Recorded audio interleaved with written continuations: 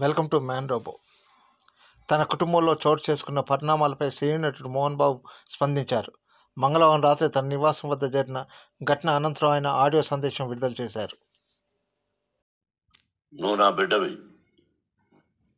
లక్ష్మీ ప్రసన్న, విష్ణువర్ధన్ బాబు, మనోజ్ కుమార్. నిన్ను ఎలా పెంచానురా నేను? అందరికంటే నిన్నే గారాభంగా పెంచానురా. నీకే ఎక్కువ ఖర్చు పెట్టి చదివించాలని ప్రయత్నం చేశానురా. నువ్వు ఏది అడిగినా నేను నీకు ఇచ్చానురా. కానీ ఈ రోజున నువ్వు చేస్తున్న పని బిడ్డల గుండెల మీద తంతారంటారే, అలా తన్నేవరా. మనసు ఆవేదనతో కింగిపోతుందిరా. నేను మీ అమ్మ ఏడ్చుకుంటున్నావురా. నువ్వు నన్ను కొట్టడం ఏంట్రా? నా బిడ్డ నన్ను తాకలా. ఇద్దరం ఘర్షణ పడ్డాం కొన్ని కారణాల వల్ల. ప్రతి ఫ్యామిలీలోనూ ఉంటాయిరా ఇవి. లేనివాడు ఎవరైనా ఉంటే ప్రపంచంలో ఒకరున్నారేమో, 1% ఉంటుందేమో. అటువంటి వాళ్ళ ఇంటికి వెళ్ళి కాళ్ళు కడిగి నిద్ర పూసుకోవచ్చు. భారత భాగవత రామాయణాలు చూసావు కదరా. ఏమిటిది? మీ అమ్మ ఎంత కుమిలిపోతుంది ఈ రోజున హాస్పిటల్ చేరింది. నీ వల్ల హాస్పిటల్ చేరుతాను. చూడు మనోజ్, నీకు అన్నీ ఇచ్చిన ఈ రోజున నువ్వు నా గుండెల మీద తనడమే కాకుండా అపకీర్తి తీసుకొచ్చావు. ఏదేదో రాశావు, ఏదేదో చెప్తున్నావు. ఎంత మంచి నటుడివి నువ్వు. నీ భార్య మాటలు విని తాగుడుకు అలవాటు పడిపోయావు. వింటున్నావా మనోజ్? ఎవరిని నమ్మాలో ఎవరిని నమ్మకూడదో పరిస్థితి తీసుకొచ్చావు. విద్యాలయాలు ఎంత గొప్పవిరా. మనం 25% కులమతాలకు అతీతంగా ఫ్రీ ఎడ్యుకేషన్ ఇస్తున్నాంరా. క్యాస్ట్ అనేది తీసేశాను రా 92లో ప్రాస్పెక్ట్స్లో. నువ్వు చదువుకున్నావురా. అక్కడ చదువుకున్న బిడ్డలు IAS, IPS అయ్యారా. ఎంతో మంది గొప్పవాళ్ళు అయ్యారా. నువ్వు నటుడుగా ఎంతో గొప్పవాడివి. తాగుడు కలవాడబడి నువ్వు నీ భార్య ఇంట్లో బిహేవ్ చేస్తున్న విధానం ఆ భగవంతుడు సర్వేశ్వరుడు తెలుసు. భగవంతుడు చూస్తున్నాడు రా. నేను తప్పు చేసినా, నువ్వు తప్పు చేసినా, ఎవరు తప్పు చేసినా. ఎంత అవకాశం ఇచ్చావు మాట్లాడుకునేదానికి అందరికీ. ఇన్ని సంవత్సరాల్లో మన విద్యాలయాల్లో ఒక్క తల్లి కానీ ఒక తండ్రి కానీ ఏమైనా చెప్పారా?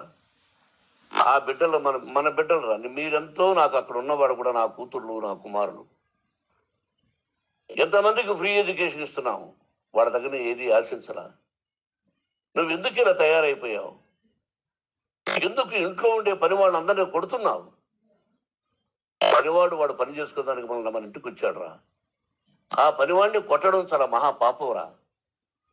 నేను వేరురా. నేను దండించడం వేరురా. నేను ఎవరిని ఆ చిన్న వాళ్ళని కొట్టి ఇచ్చేసి చేయలేదురా. సినిమా ఇండస్ట్రీలో మోహన్ బాబు కొడతాడు తిడతాడు అంటే అది షూటింగ్లో జరిగి ఉండొచ్చేమో.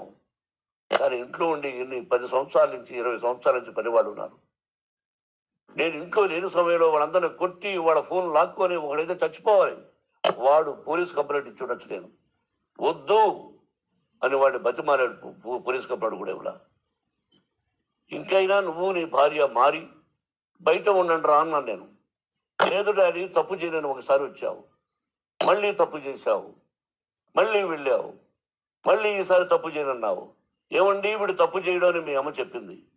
ఇంట్లో పెట్టుకున్నా. మళ్ళీ నువ్వు చేస్తున్నది, ప్రతిరోజు నువ్వు తాగుతున్న విధానం నీకే తెలుసు. ఇది ప్రజలు నమ్ముతారా లేదా అనవసరం నాకు. నేను నీకు చెప్తున్నా, ఇంతటితో పులి స్టాప్ పెట్టాలా. 3 రోజుల నుంచి రకరకాలుగా రాస్తున్నప్పుడు నా మనసు ఆవేదనతో ఉంది. మళ్ళీ చెప్తున్నా, Mohan Babu university is greater than temples. Greater than temples. బిడ్డలను కాలేజీలో చేర్చుకునే ముందు చెప్తారు, అదయ్యా ఎంత ఉంది యూనివర్సిటీ రూల్స్, ఇది మా పద్ధతి, మీకు ఇష్టమైతే చేర్చండి. గవర్నమెంట్ బిడ్డలను గవర్నమెంట్ ఏమిస్తుందో ఇంత పర్సంటేజీ వాళ్ళకు కూడా మీ దగ్గర ఎందుకు డబ్బు తీసుకుంటున్నా ఉంటే దానికి అర్థం పరమార్థం చెప్పాము. దొంగతనంగా తీసుకోలేదు. ప్రతి దానికి చెక్కులు ఉన్నాయి, అది అకౌంట్ ఉంది. దానిలో తప్పులు జరిగితే డిపార్ట్మెంట్ ఉంది. కాలేజీ నుంచి ఏమైనా తప్పు జరిగితే గవర్నమెంట్ ఉంది. ఇవన్నీ నీకు తెలుసు. ఈ రోజున ప్రపంచంలో నేను నెంబర్ 1గా చేయాలని మీ అన్న కష్టపడి ఇతర దేశాల్లో నెంబర్ 1 యూనివర్సిటీ టైఅప్ చేశాడు. ఈ రోజు నువ్వు చేసిన విధానం ఏమిటి? నువ్వే ఒకప్పుడు నాకు ఇవి ఏమొద్దు నేను యాక్టింగ్ అన్నావు. ఈ రోజున ఏం చేస్తున్నావు? విద్యాలయాల మీద పడ్డావు. తల్లిదండ్రులు చాలా గొప్పవాళ్ళరా. కొంతమందికి డబ్బు కట్టలేకపోవచ్చు, కట్టని వాళ్ళకు కొంత సహాయం చేసాం. అంతా సహాయం చేయలేము. బ్యాంకుల్లో డబ్బు కట్టాలి, లెక్చరర్స్కి డబ్బులు ఇవ్వాలి, యూనివర్సిటీ బ్రహ్మాండంగా నడపాలంటే మంచి లెక్చరర్స్ కావాలి. ఇవన్నీ తెలిసి చేస్తున్నావురా 32-33 సంవత్సరాల నుంచి. అది పక్కన పెడితే అందరినీ కొట్టడానికి వస్తావు. మీ అన్నం తిడతావు, ఒక చంపేస్తానంటావు, మీ అన్నను చంపేస్తానన్నావు. చంపరా చూద్దాం మీ అన్న నేనే అన్నా. తాకరా నీ ధైర్యం ఉంటే అన్నా. ఎంతమందిని చంపాలనుకుంటున్నావు? ఎంతమందిని చేయాలనుకుంటున్నావు? నువ్వు ఏం సాధించాలనుకుంటున్నావు? ఆలోచించుకో. ఈ ఇంట్లోకి అడుగు పెట్టడానికి నీకు అధికారం లేదు.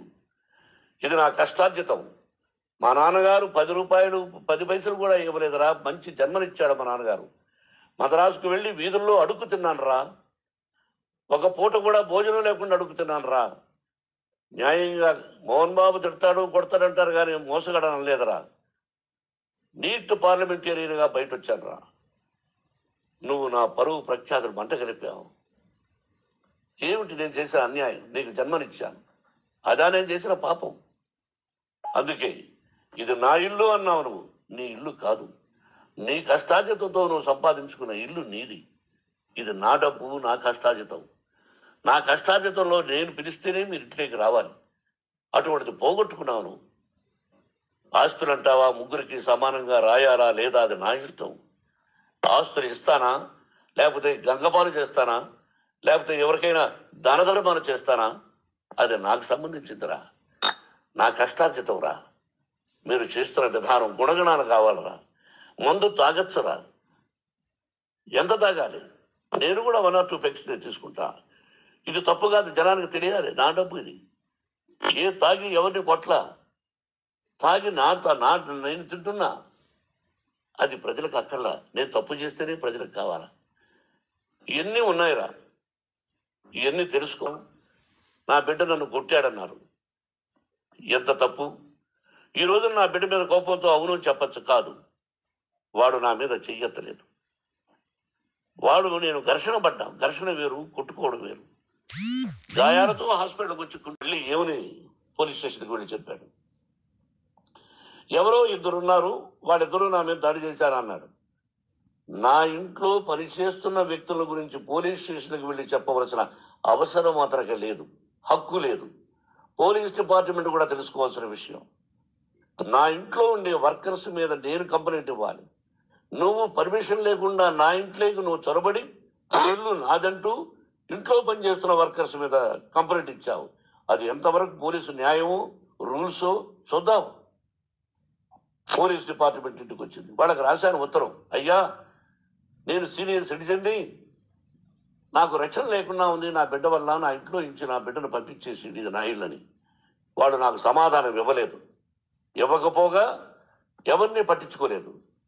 ఇప్పుడు పోలీసు వాళ్ళు వచ్చి ఎవరిని రూల్స్ ప్రకారం నా బిడ్డ ఇంటికి రాకూడదంటే మాకు హయ్యర్ అథారిటీ వాళ్ళు ఫోన్ చేశారు.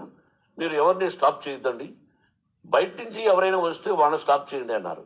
2 రోజుల నుంచి 10 మంది 20 మంది వస్తున్నారు. వాళ్ళు అలా చూస్తూ నిలబడ్డారు. వాళ్ళు ఫోటోలు తీసుకున్నారు. వాళ్ళ మీద మళ్ళీ వదిలేస్తున్నారు. ఎవరిని నిందించాలి? But I give respect to the police department. వాళ్ళకి ఎవరు ఏ అధికారి ఫోన్ చేశాడో, ఆ అధికారికి ఏ పొలిటీషియన్ చేశాడో అది వాళ్ళకే వదిలేస్తున్నా.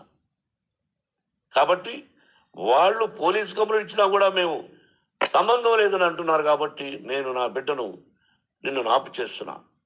నువ్వు ఇంట్లోకి వచ్చే అధికారం నీకు లేదు. నువ్వు వచ్చి నీ బిడ్డను తీసుకెళ్ళు. సంతోషం. నువ్వు రాలేదు, నీ బిడ్డను జాగ్రత్తగానే చూసుకుంటావు. Take care your daughter, that's all. మీ అమ్మ హాస్పిటల్లో అడ్మిట్ అయింది. రేపు ఎల్లుండో మీ అమ్మను పిలిపించి బాగైన తర్వాత ఇదిగో నువ్వు నీ కొడుకు బిడ్డను తీసుకెళ్ళి వాడికి అప్పచెప్పని చెప్తారు పోలీసు వాళ్ళ ఆధ్వర్యంలో. ఇది 100%